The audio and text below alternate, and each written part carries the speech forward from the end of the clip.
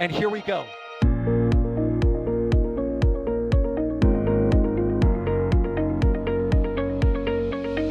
have liftoff. Propulsion continues to be nominal. R68 chamber pressure looks good. Following up. Roger, roger, planet. Water towers fly! Yes! Tango down to nominal. Fighting downside FD off. Bring in FD off. Off. It's orange! 145! Oh my god! Oh my god! Decollage. What is it? Put that in the big bag, you know. 343 unfolds to go. Indeed. We rise together back to the moon and beyond. If the methane would be igniting the flare, correct? Yikes. You read? Sure. We don't need any more of these.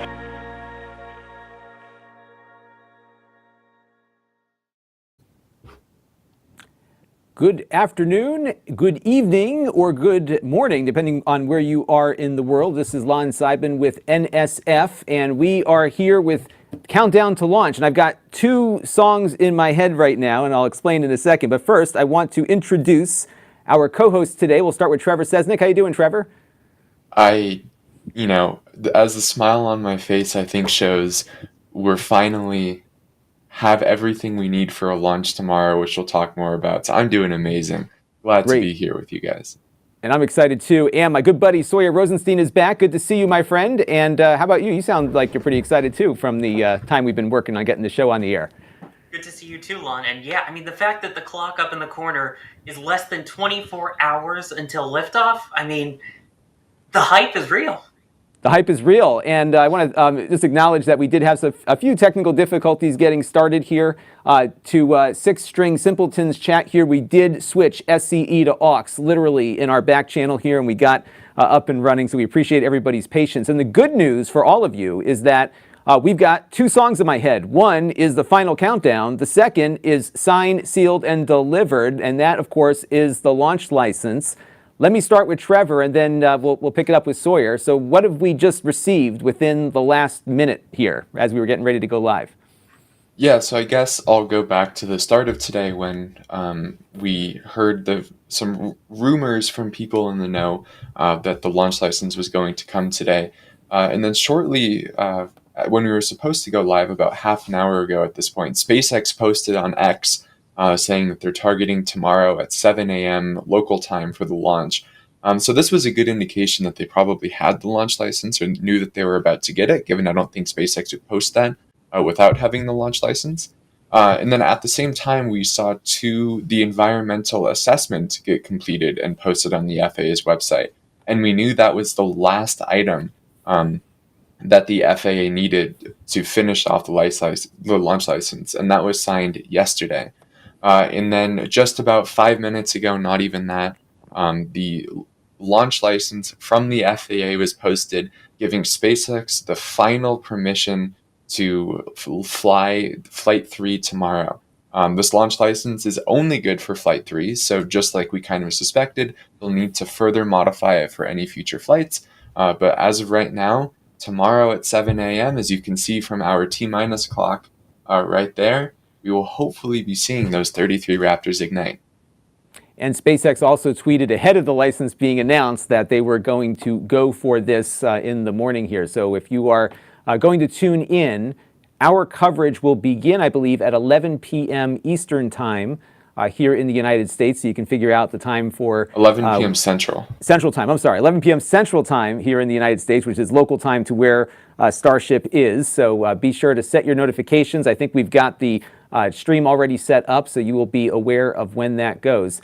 Sawyer, let me turn it over to you real quick. It was kind of interesting to see that they needed an environmental clearance for the Indian Ocean, which is far outside U.S. territorial waters. Why is that? Well, I mean, regardless, you still have the concerns over, marine safety. You don't want to accidentally hit a boat with a rocket. Which, that's why the NOTMARs are out there, the Notice to Mariners. On top of that, I mean, you're switching from a whole different ocean from the Pacific to Indian. So that's part of it as well. Yeah, so before we were going to go a little bit further around the Earth and ditch our beloved Starship. This one, of course, will not be coming back to Earth one way or the other, off the coast of Hawaii, but now they're looking at the Indian Ocean. And one other interesting component is that there's a treaty that many governments across the world signed that were planning to launch things into space that makes the host country responsible for any damage that they create somewhere else on the globe. And I'm sure the U.S. Wants to be able to make sure that whatever is getting ditched into the ocean is not harmful. And we did get, Trevor, a bunch of text from that environmental review. So what are the kinds of things that SpaceX had to report on here about what was going to end up in the ocean after the completion of the mission? Because it also gives us some insight as to what will happen to Starship on the way down, too. Yeah, so what they were doing in this review was they're looking at as Starship re-enters over this area, what kind of environmental effects will that be? And with that, we got some interesting tidbits that Alex and some others in our back channel, they've been going through this document, highlighting all of the important things for us.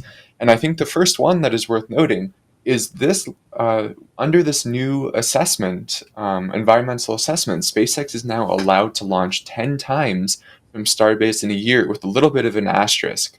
So that is 10 times if they recover the vehicles. If the vehicles are expended, then they are only allowed to launch 5 times per year. And the reason why they're making this difference is because that they don't want to have too much debris entering the oceans around the Indian Ocean and the Gulf of Mexico. Then on top of that, we got a little bit more information about the amount of propellant that SpaceX is wanting to do for re-entry. Sorry, I'm trying to scroll through all of this. Yeah, they issued a lot of information, like all within the last 20 or 30 minutes here that we're trying to peer through. And I thought it was really interesting as you're scrolling because it also explains what will happen to, or what they plan to happen to Starship, even in a nominal environment, that a lot of it will likely explode when it hits the ocean. Is that right? For these initial flights, yes, that is the case. So just as we expected for this flight, there's not going to be another attempt at the flip and burn maneuver that we saw SN-15 and some of the early ships try to attempt on their suborbital hops. What instead is going to happen is the vehicle is going to impact the ocean at terminal velocity. So right at some point, especially with the large surface area of the ship, the force of gravity becomes equal to the force of friction, so you stay at a constant velocity, and that's called your terminal velocity. And they're just going to, if they get to that position, just slam into the ocean like that. So that is one thing that they wanted to look at, is since there will be some oxygen and methane left on the vehicle, along with some pressurized COPVs and all of that, they just want to make sure that none of that is going to do too much environmental damage to the splashdown location. And because we're using methane here versus what they typically use in Falcon 9, kerosene, there's less of an environmental issue here, I would suppose. Yes, that is correct. So that is one thing that they highlighted in the report is a lot of vehicles, right, they use hypergolics, and those hypergolics are very, very bad for the environment. When methane, while it's not great for the environment, right, it's a very potent greenhouse gas, right, in the grand scheme of things is like not toxic or anything like that. And that's an important difference. So ideally, you would burn all the methane or have it burn in an explosion all at once, and that may be what they're hoping for. And what I think is also of note here is that if we are able to get this thing to basically slam into the ocean at terminal velocity, that is a major success, because that means the heat shield worked and the rocket actually re-entered the atmosphere in one piece. That is correct. And that's another piece we haven't experienced yet on this system.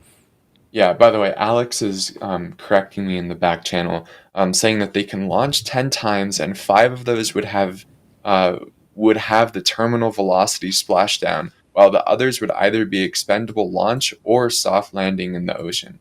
So a little bit of clarification. Thank you for that, Alex. Sorry, this just came out, so we're all going through it in the back channel. Right. So just to recap, everybody, so the launch license has been issued. A few minutes before we got the launch license, SpaceX announced that they were go for launch tomorrow morning at 7 a.m. Central Time. Is that correct, everybody? For a liftoff. The window is about 110 minutes long, so they have about just under 2 hours to get Starship off the ground. And I was surprised really on the second flight how smoothly that countdown kind of went. So I think if you're planning on tuning in, I don't know if Sawyer's ready for us yet or not here, but should people expect an on-time departure here? And it looks like Sawyer is not yet ready. So how about you, Trevor? How are we looking at an on-time departure here, do you think? It seems like the run-up to this launch has been super quiet. So I would imagine things are kind of moving along pretty nicely. Yeah, so as of right now, they are targeting the opening of that window, which, as you said, is 7 p.m. or 7 a.m. local time. So 7, that is noon UTC. And from there, they have 110 minutes. However, once they get into propellant loading, they only have on the order of 15 minutes of room to hold the vehicle. So once they start propellant loading, that will lock them into a roughly 15-minute long window. I want to emphasize roughly because John Innsbrucker on Flight 2 gave us this 15-minute number on SpaceX's official stream. However, between Flights 2 and 3, as we've been discussing on some of the previous countdown to launches and other streams, SpaceX has made pretty significant upgrades to the pad. So they're now able to fill both ship and booster nearly twice as quickly as before. So I would imagine that from that, they will be able to increase the amount of time that they can hold. But by what extent, we don't know the answer to yet. But anyway, to get to your question, it's been a very smooth countdown so far. All of the testing has gone quite well, quite smoothly. And hopefully we see that tomorrow morning where they'll get off the ground rather quickly. I think the one big item left for us to watch is the weather, and we can get into the weather a little bit later, but it seems like the weather has improved since we thought it was going to be from yesterday's predictions, but still is not looking perfect. Why don't we jump into the weather real quick, because we do have a weather report from our own Adam here in the back channel here, and it doesn't look great, right? It's not as bad as you mentioned as before. But what are some of the things that might impact launch here from what we're seeing for tomorrow's weather? Yeah, so I'll just read out Adam's report and then we can dive into it a little bit more. So he was saying temperatures will be around 70 degrees Fahrenheit, 100% RH, 80 to 100% cloud coverage. Wind shear is still moderate strong. Some marine fog or haze could be possible tonight along the coast. However, winds will likely be too strong for any dense fog to develop and move inland. So the big two items that we'll want to watch out for are going to be the cloud coverage and then the wind shear. So those two things are, right, the wind shear at different altitudes, the wind can start going in different directions, and you don't want that to apply some weird torque on the vehicle. And then you don't want to launch through thick clouds because that could build up some electricity on your vehicle or some charge on your vehicle and then have lightning strike it, which is not the most ideal thing to have happen. Or both. So hopefully wind shear and good. lightning would be bad. Yeah. So that's definitely something to keep an eye on. So, and I guess we really won't know the weather call until we get a little closer to the launch time. So we will be prepared for a launch and we'll be covering it all night. But again, it's possible that when we get down to the final countdown, it might end up being something that could delay the mission. Hey, Sawyer, do we know if there are any other launch opportunities coming up this week, or are they really hanging their hats on tomorrow morning? Hopefully you can hear me now. We can hear you great. All right, there we go. Yeah, there are still closures set for a couple days after, but beyond the road closures, there's also the NOTAMs and NOTMARs, which go out a little bit further than that. So it seems like potentially, as of right now, they have attempts all the way through Monday, although the official ground closures right now are for the next few days. So it looks like they could potentially do it any other part of this week. And Sawyer, because they have the FAA license, it doesn't mean they have to launch exactly on the 14th. We don't need to wait for another license to go later in the week, do we?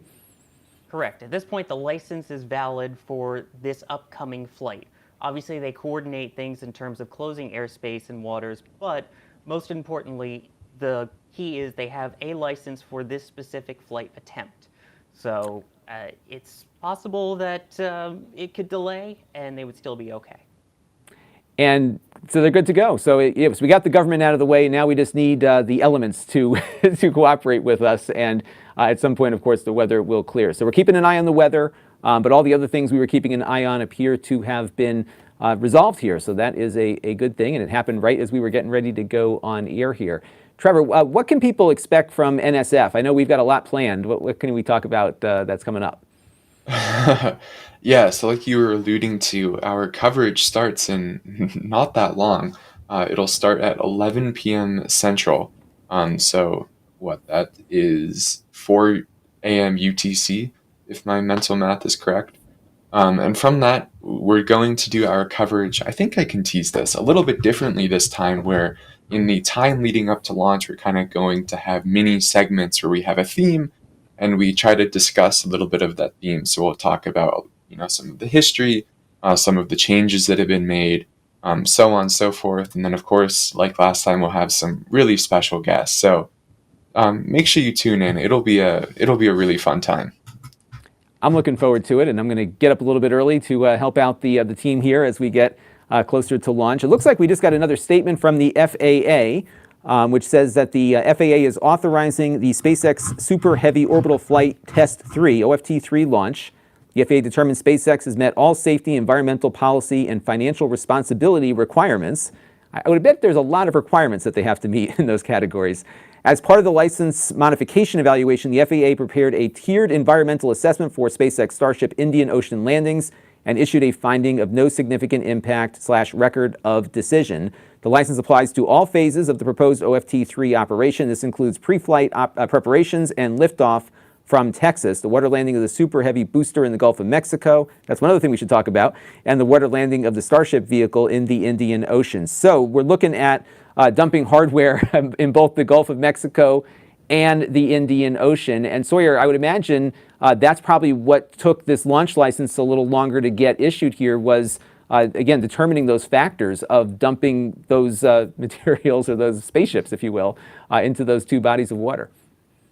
Right. I mean, the big thing obviously was changing it from the Pacific Ocean near Hawaii now out to the Indian Ocean. So obviously they have to make sure that the trajectory is entirely over water now, which it is. If it were to have a problem at, say the transfer, they do the fuel transfer and something goes wrong, or they try to do a burn in orbit and it goes wrong, that no matter what, it would still come down, hopefully mostly burn up, and any other pieces would splash down. One of the key things that they pointed out in that environmental piece that just came out before the launch license, they basically emphasized the fact that of all the potential fuels that are out there, these are some of the least harmful ones with liquid oxygen and the methane. So they're not as concerned with any pollution or any damage to wildlife in those marine areas because of these fuels. And they expect most of them to essentially burn up before it reaches the ground. And if it doesn't burn up before it reaches the ground, then it's not a big deal that a little bit gets out. And I have a question here we're trying to get live on our control panel here from GMFDP, who was wondering if they will have to clean up after the splashdown, but I guess not, right? Things will sink, the fuel will dissipate, and all will be good. And Trevor, you had an image you wanted to show us about the nominal impact conditions. There was a graphic inside of one of these regulatory filings that you found of interest, which kind of looks at the inside of Starship and all the different components that we're hoping destroy themselves properly. You want to talk about that a little bit? Yeah, so this is directly from the report that the FAA just released, and it highlights some somewhat interesting things. So, of course, as we had predicted, there was going to be a large amount of fuel in both of those header tanks at the tip of the vehicle. And those mass, according to further documentation, 30,650 kilograms. And then additionally, SpaceX is expecting to have about 70,000 kilograms of propellant left in the main tanks of Starship. And that's what you can see on this graphic highlighted at the bottom. since this vehicle is as if it's falling down, so the fuel is going to be collecting on the bottom of the vehicle. So you can see on the right, there's the terminal velocity, so of course you're going to have propellant well settled at the bottom of the tanks. So what some of their analysis was doing is when the ship in this configuration impacts the ocean, what is the failure mode going to happen? How is this thing going to blow up? And they're expecting that the failure starts in the transfer tube. So the transfer tube in the main liquid oxygen tank, it's highlighted in red. That is what carries methane from the headers and the main tanks all the way down to the engines. And then since that's in the liquid oxygen tank, when that initially splashes down, they're expecting that tank, that transfer tube to burst, causing a spark, and then now you have a lot of methane and a lot of oxygen, which will make the vehicle explode. So that's the analysis that they were doing with SpaceX to figure out, is this going to be overly harmful to the environment? And what they found was no, it is not going to be overly harmful to the environment. So Sawyer, they usually call these things rapid unscheduled disassemblies. This is going to be a rapid scheduled disassembly? I guess that's the term we have to use for it now, yeah. I mean, SpaceX was really the one that kind of pioneered calling all of these RUDs. But right. Yeah, in fact, if it doesn't, then something's gone wrong. They actually want everything to basically disassemble, break up, burn up, disperse in the atmosphere if needed. So their main thing is just, do your tests, get rid of the vehicle in a way that's as safe as possible for people and, the wildlife below. I guess we'll say the fish as well. Right. Keep your boat out of the that section of the Indian Ocean when it does reach its destination. But I think it's kind of fun. At the end of a successful mission, we're going to have some fireworks, and that would be great to see. Hopefully, they will get a camera on there. Sorry, one thing we haven't spoken about yet is the thermal system on Starship. We haven't actually seen it in use yet. I know SpaceX has had some difficulties keeping tiles attached, and we've been talking a little bit about this on prior editions, but I'd love to get your take on, I think, a prediction about whether or not those tiles are going to hold their adhesives to the side of Starship on the way up, because that's going to be a big part of that final plunge into the ocean. I mean, yeah, that's one of the things that was even mentioned in the reviews, is just keeping an eye on the heat shield tiles for the reentry portion itself, knowing that some of them could break off and that could lead to an early RUD of the vehicle instead of the rapidly scheduled disassembly later on. As a shuttle fan myself, I had to bring it up, mark your bingo cards. It really comes down to where the tiles break off and the strength of the material underneath it. If you're talking right near a weld or something like that, then it kind of runs the risk of doing a little bit more damage than, say, if it was just on one of the main portions, kind of reinforced portions of a tank. I think you're definitely going to see tiles fall. I think where is going to determine whether the heat shield actually helps with the reentry or the heat escapes through and around it. And time will tell. We'll see what happens when it does reach orbit there. Hey, I wanted to pull up this question. It was a super chat from Ray W. So first of all, thank you, Ray, for your support of the channel. He wants to know, and I'll turn this one over to Trevor, if IFT-3 launches at 0700 Central Time U.S., will Ship 28 be in daylight when it re-enters the atmosphere above the Indian Ocean? I think it probably should be there. What do you think, Trevor? Yeah, so I think the way that SpaceX has selected this launch window is they want both launch and reentry to be during the day so that they can get, have better visuals on the vehicle for all data gathering. That said, I don't know for sure, but I would speculate, yes, I could, if you want to hand us a question off to Sawyer, I could look at when the local sunrise is. Sure, why don't we do that? Because we have another super chat question from Dave Wolf that I think is relevant to what we're talking about here, which is, why not use the flight termination system, waiting for it to come up on screen here, versus just letting it explode when it hits the ocean? I mean, the main thing with that, honestly, is you're getting data from it. Yeah, we've seen that the flight termination system works, obviously, in the past couple flights, but they really want to see that re-entry data.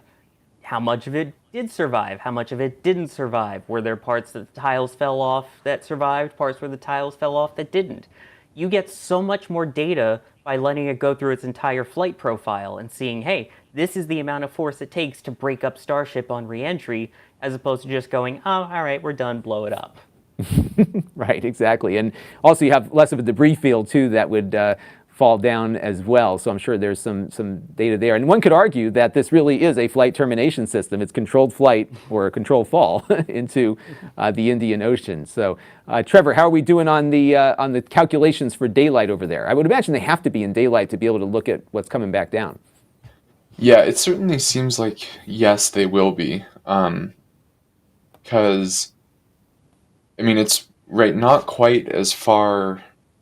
Well, I don't even know which direction it would be when you're dealing with going around the entire Earth. But since it's not completing as full of an orbit as last time, since last time it was going to splash down just off the coast of Hawaii, and this time it's in the Indian Ocean, right, the sun should still be up. So I would venture that it will definitely be in daylight. However, I want to add the asterisk that if it's not, I'm sorry.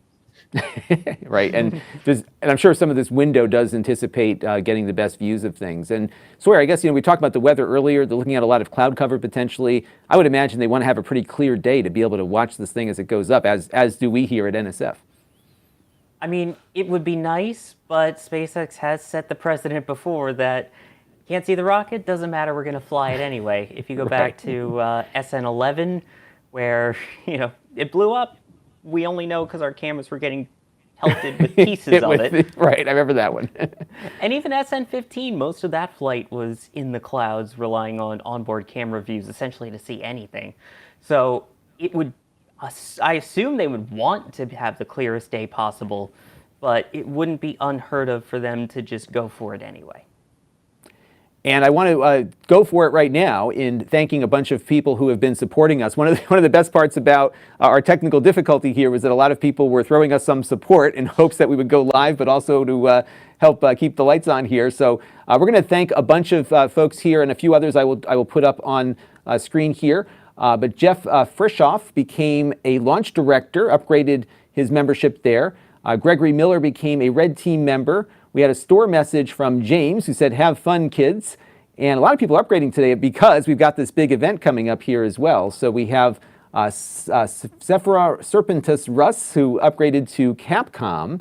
And we'll put up some graphics a little later in the show with some things that you can learn about our membership program here. And I'll keep going here. We have a bunch more, and then we'll take a few more questions as we go. Ron Grum upgraded to Capcom. Andre became a PadRat member.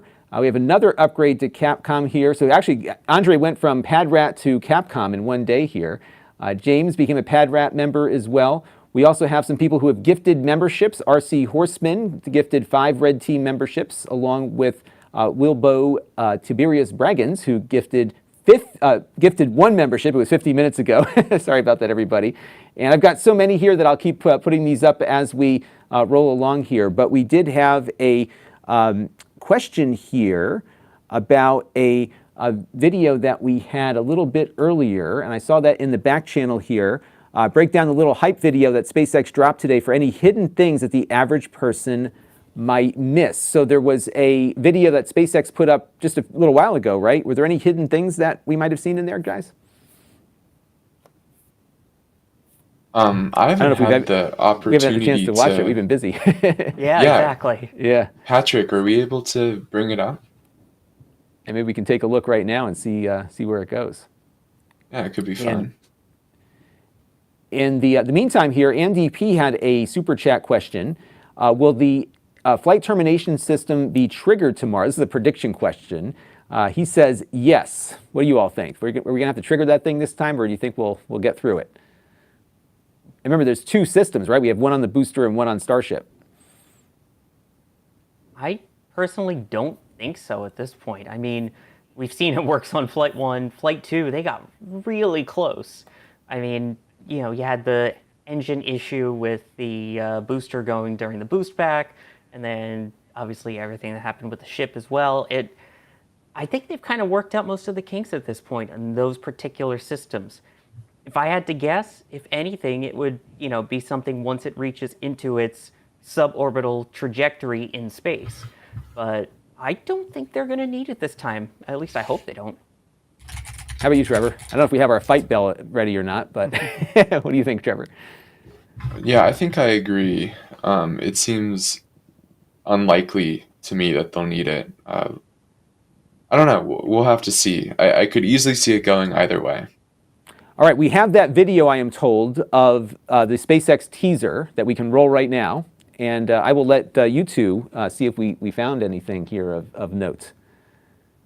Some cool shots, though. I love the amount of fog on the on the ground there from the fuel condensing. Especially with all the extra tanks and condensers that they're adding for Flight 3. Right. It's going to be extra smoky, extra frosty. And we got some evolution here of prior attempts. So we're looking at the full evolution of all that went in to tomorrow's launch. I get the sense watching this, and again, we're looking for some Easter eggs that we may have not seen before. I get the sense watching this that SpaceX has a lot of confidence that this one's going to go the distance, I think. What do you all think as we're watching this?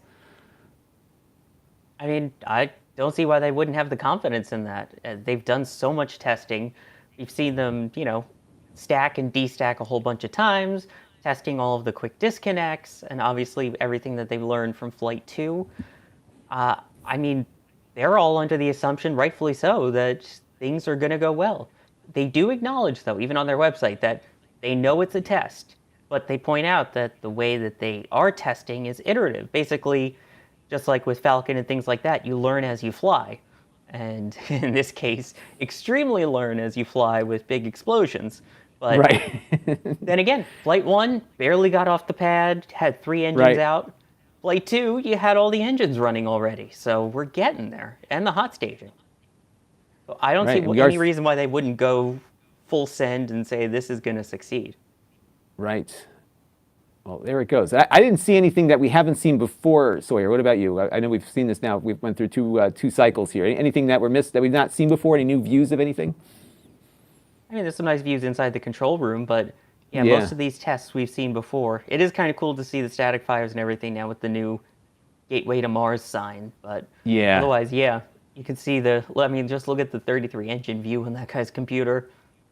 Even there in the center of the screen. Right. There you go. Yeah. That's the views I'd love to see. And I bet you everybody at SpaceX, when they're going through, the teams are going through everything, they're really keeping a close eye on that. So, hey, we got some more super chats here to acknowledge as we're watching this. Abertalk, $250 super chat.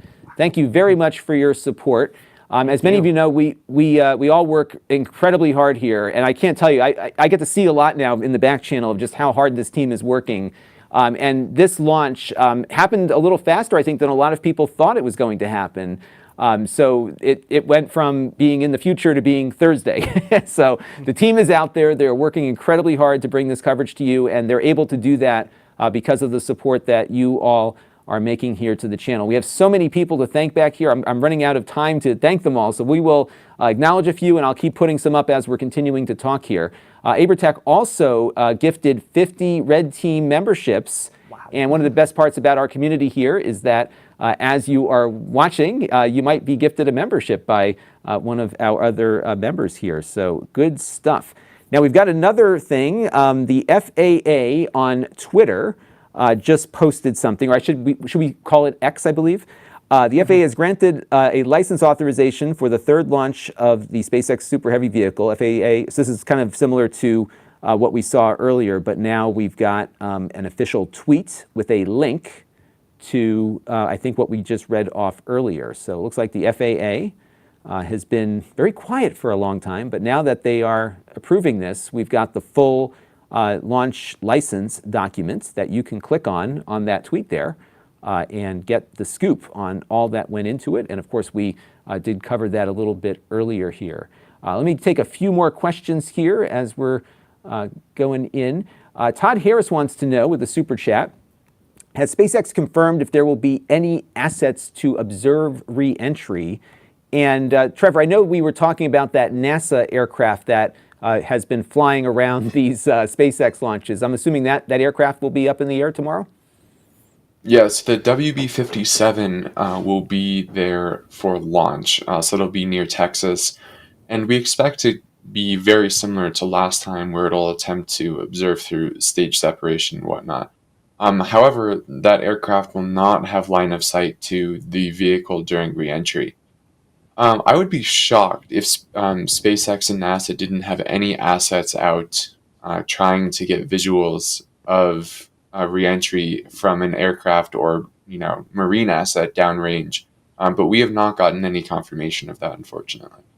And Sawyer, they're going to know kind of where this thing is going to end up if it does make a successful re-entry. So it's probably not out of the realm of possibility that there's a boat out there waiting, right? Exactly. I mean, they put out basically the keep out zone of where they believe it could splash down. They have the target where they hope it splashes down, but in case something goes wrong, it's a little bit wider than it would normally be. So, I mean, there's a pretty good idea of where it's going to come down, and just based off the trajectory, if it follows exactly as planned, you can pretty much track exactly where it's going to re-enter, when it's going to re-enter, and then it's just a matter of how the vehicle performs with the heat shield of where it'll finish splashing down. But I mean, they get plenty of great video of crew capsule returns from higher up and from far away, so if they have an asset out there, I don't see why they wouldn't use it. I'm willing to bet that right now, maybe even watching this stream, there is a vessel out in the depths of the Indian Ocean on its way to a spot that they're going to be planted at overnight, if not longer, probably watching us right now on Starlink. So if you're out there, leave us a chat. We'll bring you in and we can learn more about how you're following that, 'cause I'm sure a lot of our viewers would like to know. We had a couple of questions here. Here's one from Jack, another super chat. And by the way, keep asking questions at NASASpaceflight in the queue. I see a bunch of them in here. We're going to try to get to as many questions as we can. No flip maneuver, Trevor, right? It seems like they're just going for the belly flop. Yeah, that's correct. So if the vehicle survives re-entry, which is a big if, it's definitely not guaranteed, but let's hope it does. They will not be attempting to do the SN15 kick and burn. So they're just going to let it re-enter the atmosphere in that position, and when it's falling down to the ocean, it's just going to stay in that belly flop maneuver and hit the ocean at terminal velocity. But then if they are asking about the booster, that will still be doing the flip. The booster will do the flip for the boost back burn right after stage separation, just like last time. And then hopefully this time they don't have, blocks in some of the filters, so they're able to actually make it through the entire boost back burn to try to attempt to re-enter super heavy as well. So they will eventually, Sawyer, have to do this flip maneuver again to get grabbed by the chopsticks to reuse some of this equipment. Exactly. I mean, they've tested the ground systems like we saw with all the SN tests up to SN15. The main focus, it seems like, on the campaign right now is getting the booster and the ship up into their suborbital trajectory that they're planning on. I think once they get to that point, then they can focus on the recovery, kind of like they did with Falcon 9, where once they realized, okay, we can get a Dragon capsule up into space, into the ISS, now we can start practicing trying to land the booster on the drone ships. So I see a similar kind of progression at this point. So that's why it's like, all right, let's get the basics down of the booster landing. Once we get that, then we can focus on the flip maneuver with the ship as well, once we know we can actually get it into space and that the heat shield will work for the re-entry portion. There is so much when you think about how much they have to get working just to meet the requirements for the NASA missions, right? So this is going to be, I think we're moving into you've already seen the gap between launch 1, 2, and 3 is getting shorter and shorter. So I have a feeling that we're going to be very busy here at NSF continually covering these missions, and they're going to get more and more interesting, right? We're going to be looking at flip maneuvers. We're going to be looking at chopstick grabbing of returning boosters and starships, and maybe a quick turnaround also to kind of get that feature set operating there. I did want to bring up this super chat here. I think we did talk about this a little bit earlier, but Ryan Hamstra here with a generous $9.99 super chat says, how far does everyone think it makes it? I think it makes it to re-entry. I think it doesn't hit the water in one piece. Booster completes boost back and soft lands. That is his guess. And I guess your guess is as good as everyone else's, right? So I think we'll have to wait and see. But I'm feeling pretty good. I was really, you know what, I got a lot of confidence watching the second launch, because to see all of those engines ignite and stay lit, to see the launch pad not exploding with the rocket taking off, that hot stage separation, it all seemed to come together with all the planning and lessons learned from the prior missions. And now we're kind of building on a relatively successful second flight. And the goal now at this point is to keep it all together, to get it into a partial orbit and execute all the different things that will happen. We'll talk about that in a second. But what I wanted to talk about real quick here is shop.nasaspaceflight.com. You're all hyped for the launch, so are we. And every time we get hyped for something, we come up with really cool stuff at shop.nasaspaceflight.com, including our new patch that we have put together to commemorate Flight Test 3. Look how cool that looks. High resolution embroidery once again, and very high quality stuff. And you can add this to your space jacket, your space suit. If you're an astronaut, you can certainly put that on there. And we also have this awesome patch design on a bunch of other products. And one of the best things about shop.nasaspaceflight.com is that everything is high quality, and a lot of the photography that our talented photographers take out in the field of these rockets is available as metal prints. So there is going to be something for everybody here. And even if you've got family and friends that are not all that much into space, I think you show them some of this stuff, they're going to be into space like you are, and maybe understand you a little bit better. So check it out at shop.nasaspaceflight.com. So good stuff there. We have a bunch of support coming in. I'm having a hard time keeping up with it, but it's exciting because I think we're all excited for this launch. So I want to thank David Labeds for your super chat contribution here. Here's a question. We're going to get to this one a little bit later about Falcon, but we will continue going here. By the way, one other thing that happens when you purchase something from the store is that you can leave a store message on checkout. So here's one from Anonymous, who thanks the NSF team for their hard work from start to finish. So pretty good. So here's the current situation. We have a launch license approved by the FAA. We have a Starship stacked and ready to go on the pad. All we're kind of holding out for at the moment is the weather. And I don't know, I know we talked about the weather briefly earlier, but Trevor, maybe we can just do a quick recap of the weather situation for tomorrow. Yeah, of course. So the models have improved a little bit from yesterday, at least from what I understood. Adam was saying yesterday. I'm definitely not a meteorologist. And Adam is our in-house meteorologist here, right? Yeah. So he gave us a report in the back channel, and it seems like temperatures will be good. However, there are two items that we'll need to watch out for. First is wind shear is still moderate strong, which we unfortunately don't have a good idea of what Starship's weather requirements are. It is definitely more wind shear and more ground level winds than Starship had on both of its previous flights. So we can't say, oh, well, we know it's lower than what it was before, so it'll be good. Then the other, like I was just alluding to, is surface level winds. So between those two things, they could be a little bit of a problem. And then it's also supposed to be somewhat cloudy. And I don't know what type of clouds those are going to be, but those could be a lightning risk to the vehicle.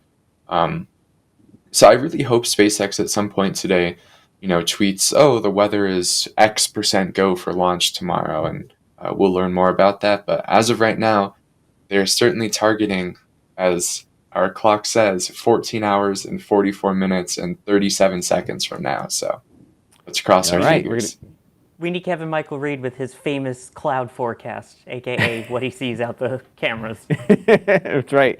And we have cameras all over the place down there with more as well. So I know Doss and the team have been very busy getting everything ready for this one. And I wanted to bring up this question from the chat. Kyler Monoris was asking, after a propellant scrub, or after a propellant load scrub, so in other words, if they get this thing fueled and decide the weather isn't going to make it, Sawyer, could they attempt again on Friday without having to resupply the propellants? Because they do lose some in the course of filling the rocket up. Right, and we've been seeing over the last couple days all of the tankers that keep coming in to load up the tank farm. Now, they did make changes for the if they need to unfuel the rocket in the event of a scrub, that it should go a lot faster. So in theory, that should allow for a quicker turnaround than, say, a 3-day that we've seen in the past, maybe bringing it down to 2 days. But I don't think that it would be any quicker than 2 days, despite adding all of the extra recondensers and the tanks and everything. I think it's still going to be faster, but take a little while. So I don't think 24. All right, so we'll see how it goes. And I would imagine, Trevor, they must, they've been adding tanks to tank farm, right? They've been bringing up a lot of capacity. They probably have some margin for that sort of thing. So I would imagine when they start doing these very quick turnarounds, they're going to need enough fuel to keep everything going. Yeah, that's definitely something that'll be interesting to pay attention to on this flight. We don't think that a lot of the new tanks have been quite fully installed yet. Right, we've seen them installing a lot more of these hot dog style horizontal tanks as they aim to phase out the vertical ones that we could see. However, unfortunately, we don't have any official comment as to what that means in terms of their turnaround time between launch attempts. But this does lead to one other question that I think we've been getting, that that if IFT3 tomorrow, when IFT4? And actually, just earlier today, we got some FCC permits for the IFT4 flight campaign, which open on, I believe it was March 14th. Let me just make sure. April 15th. So the Flight 4 is currently no earlier than April 15th, but even that is incredibly optimistic in my opinion. So it will be a while before we see the next one. But I would imagine, I think if I did the math earlier, I think we're only, about 3 or 4 months since the last one? And it was about double that time between 1 and 2. So I think things will pick up quite a bit. Now, I did see from Alex in the back channel here, he said, this is a post that he has from, I think from SpaceX. Based on the information SpaceX has provided, it was maybe to the FAA, it is reasonably foreseeable to analyze the potential for up to 10 nominal operations, including up to a maximum of 5 overpressure events from Starship impact, and up to a total of 5 re-entry debris or soft water landings in the Indian Ocean within a year of issuance. So they might try some of these soft landings into the ocean first before they try to risk their launch pad. Because Sawyer, this is pretty dangerous stuff, trying to get this Starship to attach itself to those chopsticks. And I did see a question here in the chat, and I've missed who sent it, and my thing has already gone too high. But there was a question about how are they able to get everything to communicate? Because obviously the launch pad is in a static position. Starship, when it comes back down, has to basically lower itself next to the pad without hitting it, and then have those chopsticks come in to grab it. This is a pretty delicate operation. It's going to be quite interesting to see when they actually get to that chopstick portion.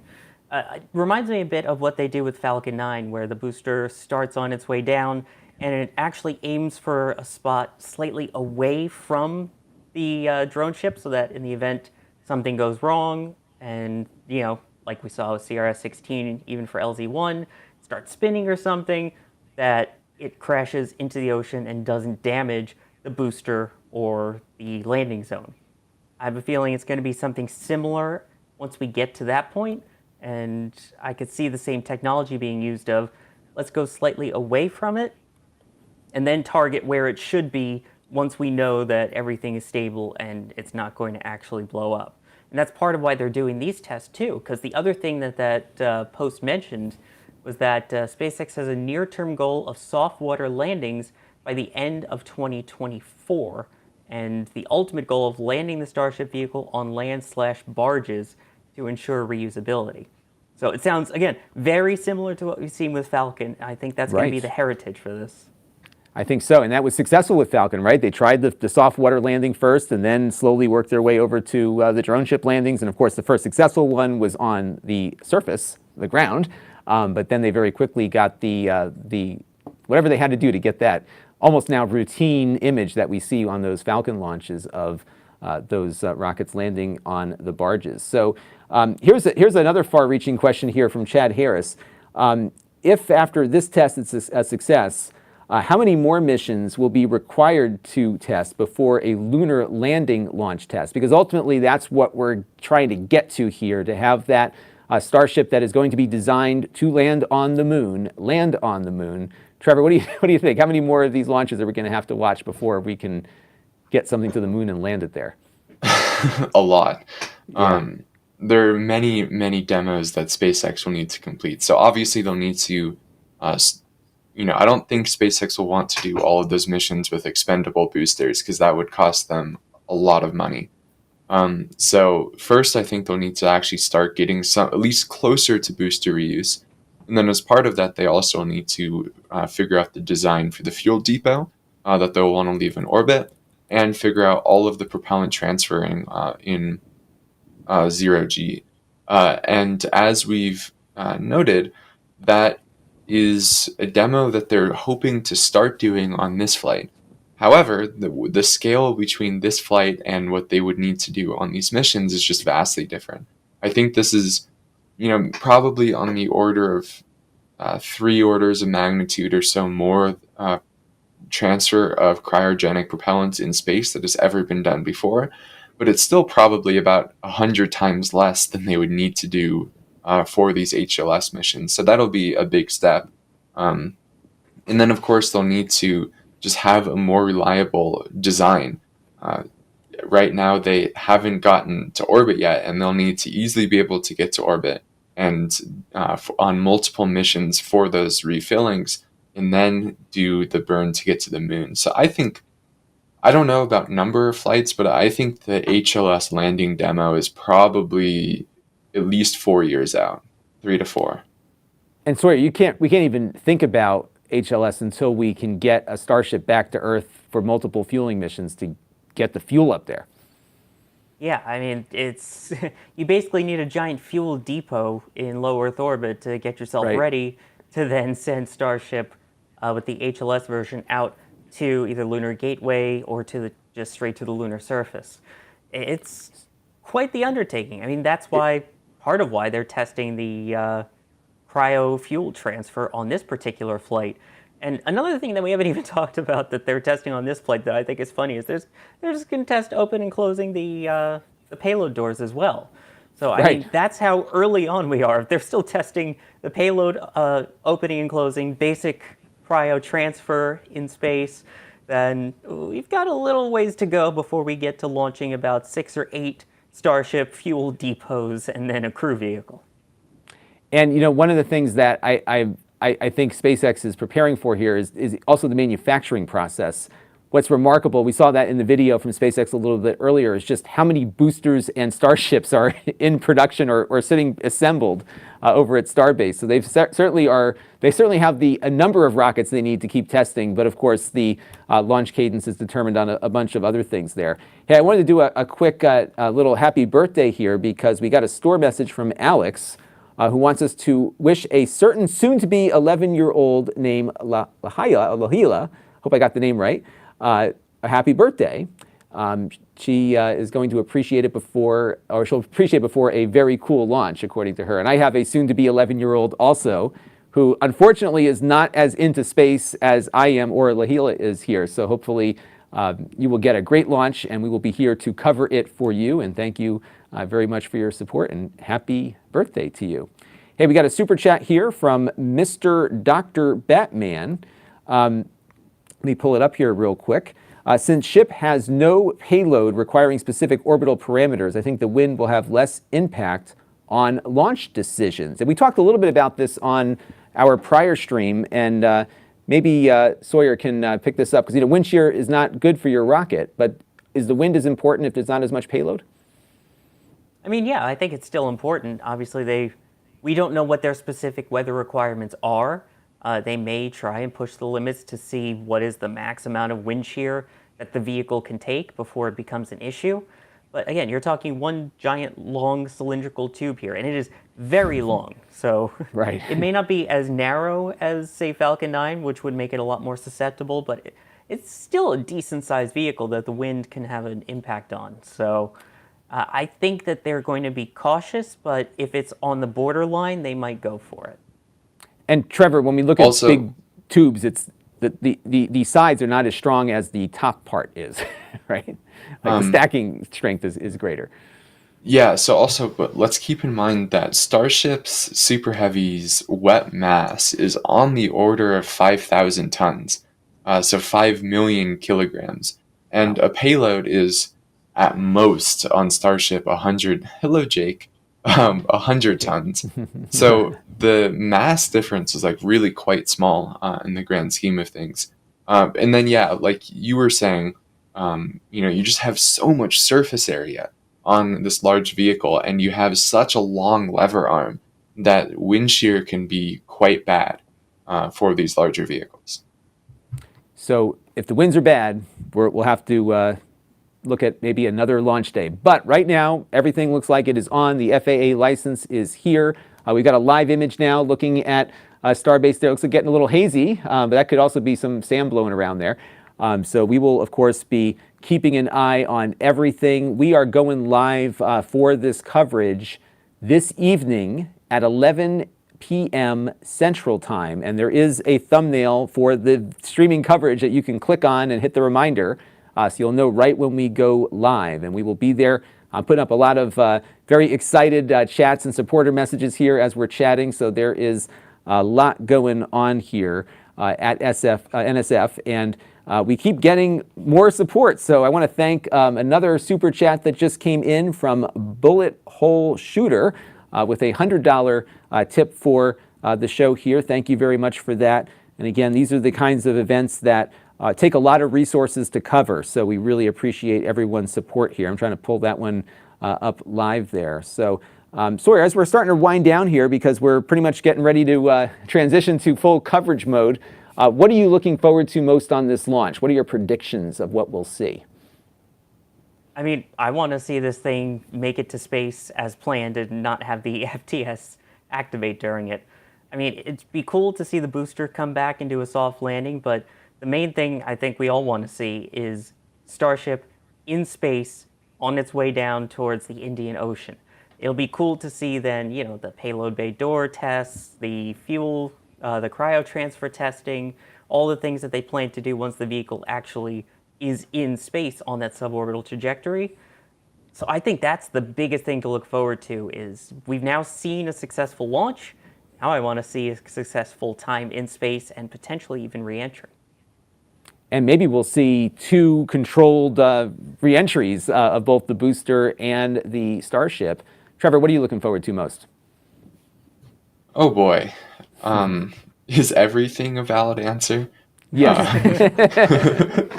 It's just, I think I'm really excited that this launch has just felt so much more operational. Like it's still very much a test mission, but so far it's been a pretty smooth test campaign, and I'm hoping that that continues on to the launch. Like Sawyer was saying, I hope we can just successfully make it to I'm part of that I'm hoping SpaceX can successfully make it to that suborbital, almost in orbit that they're targeting. Then I imagine that the demonstrations that they want to do will be successful. I think the hardest one is probably that propellant transfer demonstration that we've been talking about. And then if they can get some re-entry data on both ship and booster, that's just an enormous win for them. So it's crazy that it's so soon, and I can't wait for you guys to see all of the hard work that the field team has been putting into our stream. All the it'll be exciting. It always is, and I think that's one of the fun parts about covering this whole program, the Starship program, all the Falcon launches that we've been doing, is that it's a community of space enthusiasts, and I'm very honored to be part of this group, coming in here and helping out when I can, and it's been really fun just to feel the energy, not only from the folks watching, which is pretty enormous, but also all the energy and passion that goes into covering this for all of you. And there's a lot of equipment to maintain here, but they are able to keep it all up and running, and we greatly appreciate everybody sticking by us as we were getting all of our technical glitches worked out. We're getting ready for that big transition to the coverage, so some of our attention has been directed towards making sure the stream that begins again at 11 p.m. Central Time, U.S., is going to be a good one for all of you. And I'm going to keep putting up all these supporter messages here. It's been hard again to keep up with everything, but I think we're getting close to the time where we're going to sign off and get a little R&R before the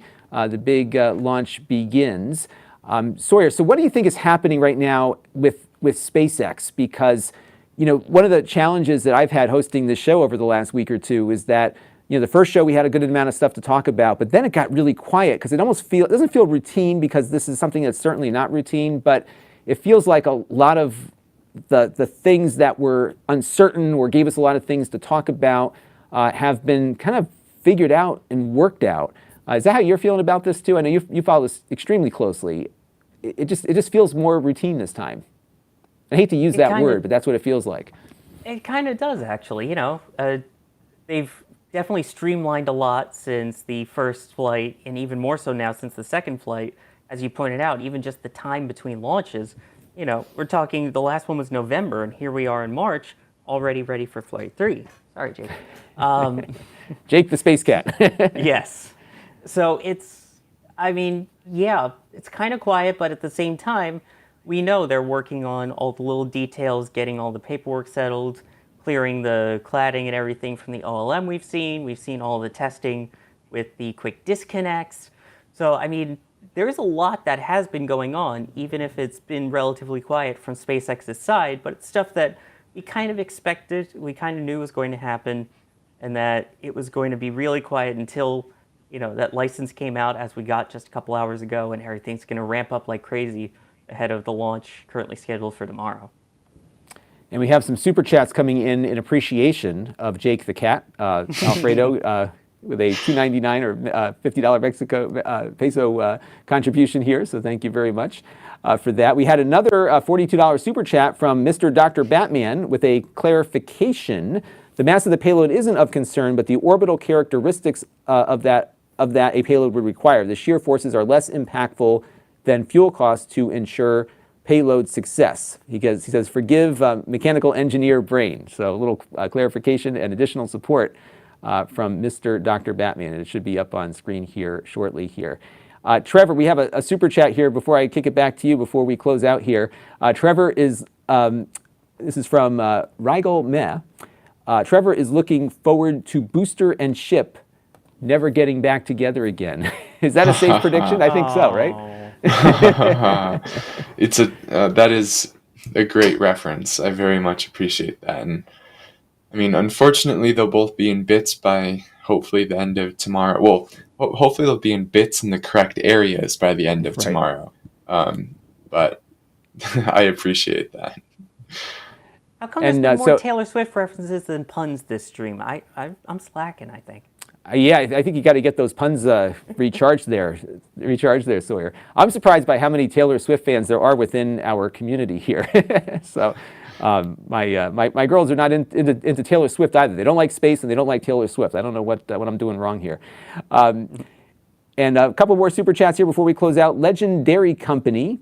I doubt we see a catch attempt until they have the second tower built for redundancy. And I would imagine that would be kind of important, wouldn't it? I mean, yeah, it'll be nice to have. That's kind of, I mean, it's words. Yes, I think that that'll be nice to have the backup, but knowing SpaceX, that's never really stopped them before. So I could see them still trying it at some point before then, at least maybe when it's close. Plus, again, just recently we saw them finally working on the launch tower for Starship at 39A. So I think maybe they could start getting ready to transition things over from testing in Texas to flying in Florida, alliteration, and then actually maybe doing some of the landing tests in Texas. All right. Well, we're going to head out here in a second. I do want to all right, so let me just make sure we get all of our programming intact here so everyone knows what's happening. So we have, of course, our 24/7 live cameras that are running constantly over at Starbase, but also in Florida. We also here, according to my back channel, we have is there a launch tonight, Trevor? I think there is. Yeah, so in about just under 2 hours from now, SpaceX has a Falcon launch, Starlink Group 6-44, because, you know, why not? It's a day that ends in a Y, so of course there's a Starlink launch. And we will not have a dedicated stream for that one since, as you can imagine, our teams have been preparing for a big Starship stream tonight. However, we will be having a little bit of live commentary and have that stream over on Space Coast Live. So if you're interested, come over to Space Coast Live at roughly 30 to 40 minutes before liftoff, and we will be there commentating, and I'm sure Chris will do some tweets about it or some posts on X. So just come hang out. It'll be more informal than normal, but it still should be a lot of fun.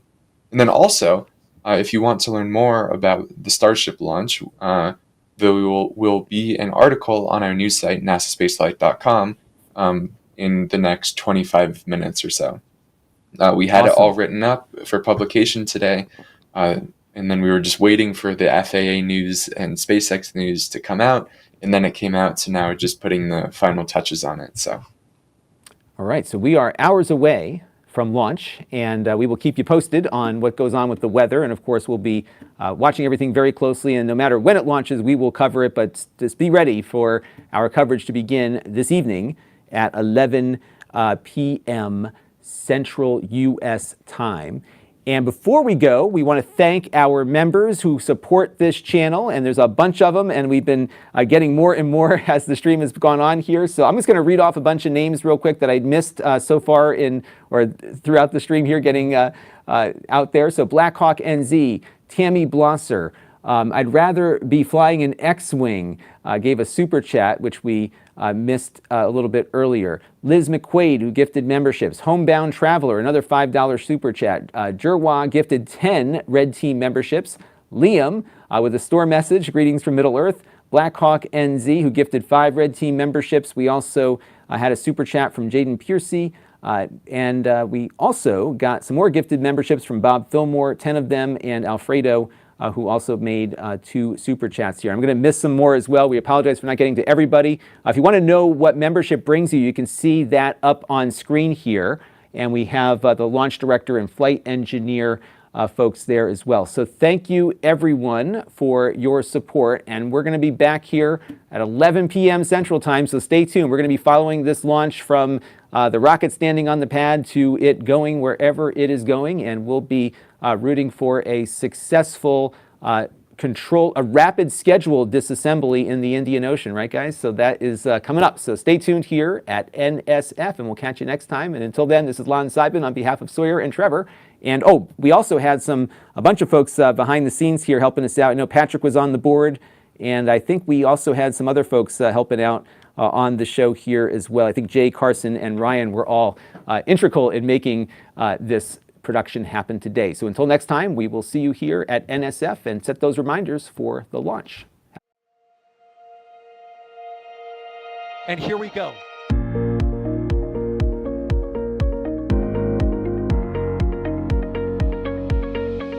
We have liftoff. Propulsion continues to be normal. RCPA chamber pressure looks good. Rolling up. Roger, Atlantis. Water towers, fly! Yes! Tango down to nominal. Fighting downside FD off. Bring in FD off. It's orange! Oh my god! Oh my god! Decollage. What is it? Put that in the big bag, Eagle. 343 unfolds to go. Indeed. We rise together, back to the moon and beyond. If the methane would be igniting in the flare, correct?